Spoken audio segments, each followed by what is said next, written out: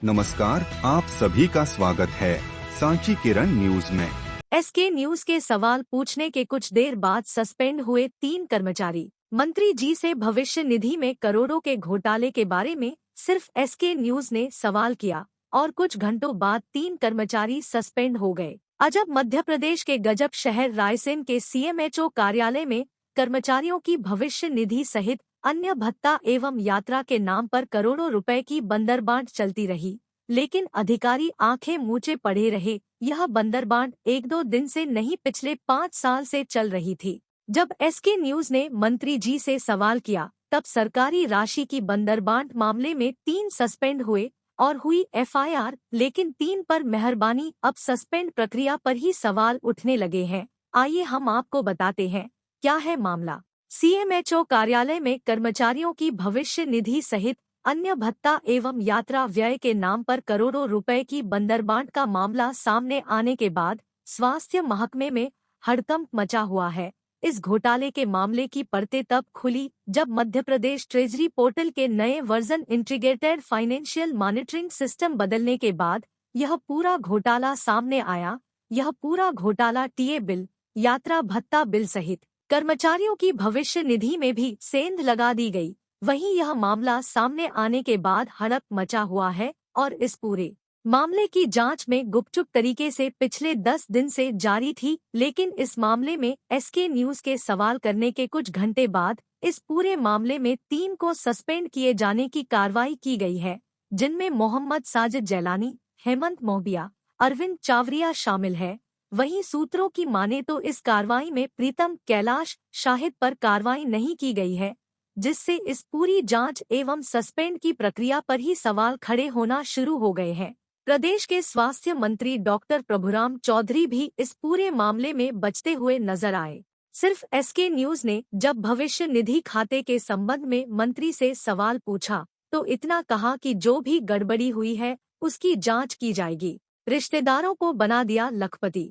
CMHO कार्यालय एवं अन्य ब्लॉकों में लेखापाल द्वारा रातों रात इस घोटाले के जरिए अपने रिश्तेदारों को लखपति बना दिया है। करोड़ों रुपए के इस घोटाले के मामले को रफा दफा किए जाने की कोशिश की गई, लेकिन एसके न्यूज के सवाल किए जाने के बाद 3 कर्मचारियों को सस्पेंड किया गया है, जिनमें लेखापाल मोहम्मद साजिद जैलानी, प्रभारी कंप्यूटर संचालन हेमंत एवं अरिवंत पर कार्रवाई की गाज गिरी है, जिनमें मोहम्मद साजिद जैलानी को लोकायुक्त पुलिस ने रंगे हाथ रिश्वत लेते हुए पकड़ा था, लेकिन इसके बाद भी महत्वपूर्ण लेखा शाखा दिया जाना कई सवालों को जन्म दे रहा है। स्वास्थ्य मंत्री ने कहा होगी जांच। रायसेन के दशहरा मैदान पर स्थित सीएमएचओ कार्यालय में कर्मचारी भविष्य निधि में हुई अनियमितता के मामले में प्रदेश के स्वास्थ्य मंत्री डॉक्टर प्रभुराम चौधरी ने कहा कि इस पूरे मामले की जांच होगी। इस मामले को लेकर सिर्फ एसके न्यूज ने एक कार्यक्रम में शामिल हुए स्वास्थ्य मंत्री से सवाल किए तो उन्होंने सिर्फ इतना जवाब दिया कि कोई भी गड़बड़ी हुई है तो उसकी जांच की जाएगी। इस पूरे मामले को लेकर हम सीएमएचओ डॉक्टर दिनेश खत्री से मिले।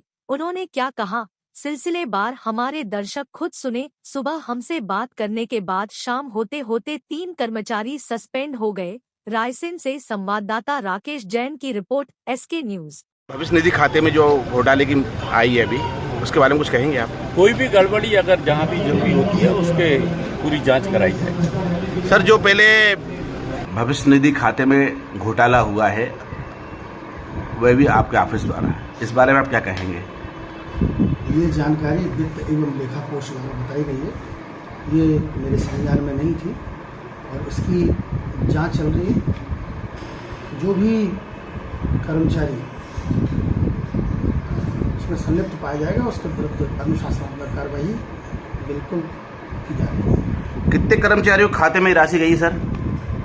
ये जांच का विषय है। अभी और भी हो सकते हैं। ये 3-4 लोगों के और उनके रिश्तेदारों के लोगों ने उन्होंने डाला था।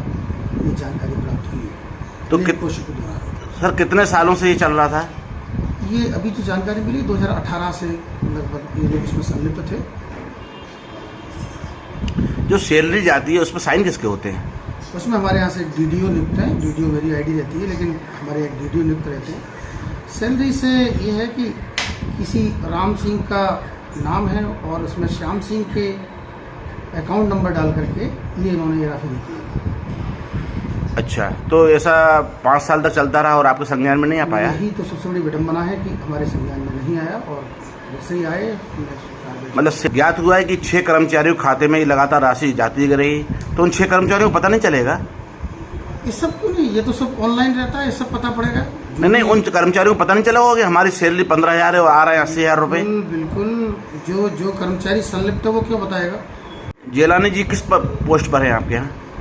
जिलानी हमारे अब्दुल्लागंज का अकाउंटेंट है, क्योंकि ये पहले पूर्व में भी एक बार हुआ है, लेकिन अभी हमारे पास कमी थी तो वहाँ पे काम कर रहे थे लोग। नहीं, लोकायुक्त ने उनको पकड़ा था, ट्रैप किया था उसको लोकायुक्त ने, उसका मामला माननीय न्यायालय में है। जब तक कि तो इतनी महत्वपूर्ण जिम्मेदारी उनको सौंपना हमारे पास ऐसा उसमें नहीं था कि इनको काम में दिया जाए, काम तो लेना पड़ेगा क्योंकि उनको सर्विसेज उनकी वही है।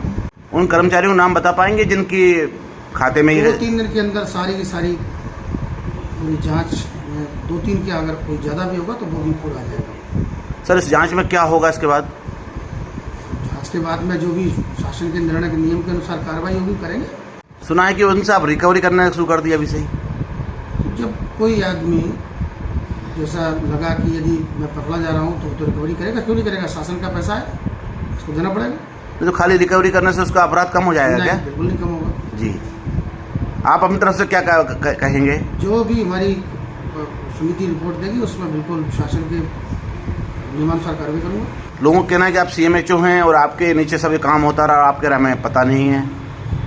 कुछ चीज़ ऐसी होती है जो बिल्कुल पता नहीं पड़ पाती। अकाउंट के मामले में मैं पूरा ध्यान रखता हूँ, लेकिन हमारे पास 900 कर्मचारी हैं, मैं बहुत सारे लोगों के अकाउंट देखता हूँ, लेकिन जिन लोगों को जिनके ऊपर संदेह नहीं था और वही उसमें संलिप्त पाए जा रहे हैं।